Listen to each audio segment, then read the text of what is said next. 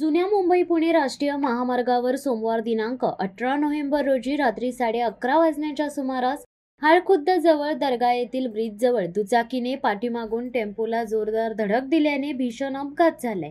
या अपघातात दुचाकीवरील 2 तरुणांचा मृत्यू झाला असून एक जण गंभीर जखमी झालाय। अपघातातील तिन्ही तरुण अल्पवयीन होते। खोपोली जवळील सासगाव येथील यात्रेसाठी माथेरानमधील 6 तरुण सोमवारी सायंकाळी गेले होते। यात्रेत साधारण 11 वाजेपर्यंत मौज मजा केल्यानंतर हे तरुण पुन्हा माथेरान येथे जाण्यासाठी निघाले। 6 जणांपैकी दर्शन वेताळ, अजय आखाडे, प्रथमेश सोनवणे हे तिघे एकाच दुचाकीवरून जात होते। दरम्यान पुणे मुंबई महामार्गावरून येत असताना त्यांची दुचाकी दर्याजवळ एका टेम्पोला जाऊन धडकली।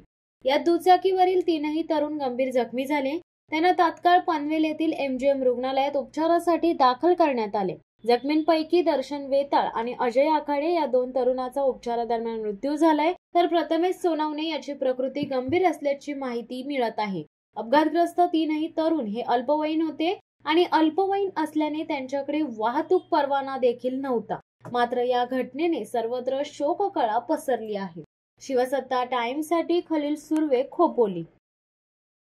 दे धडक बेधडक वृत्त देणाऱ्या आपल्या शिवसत्ता टाइम्स न्यूज चॅनलला लाल बटन दाबून सबस्क्राईब करा आणि बेल आयकॉनला क्लिक करायला विसरू नका।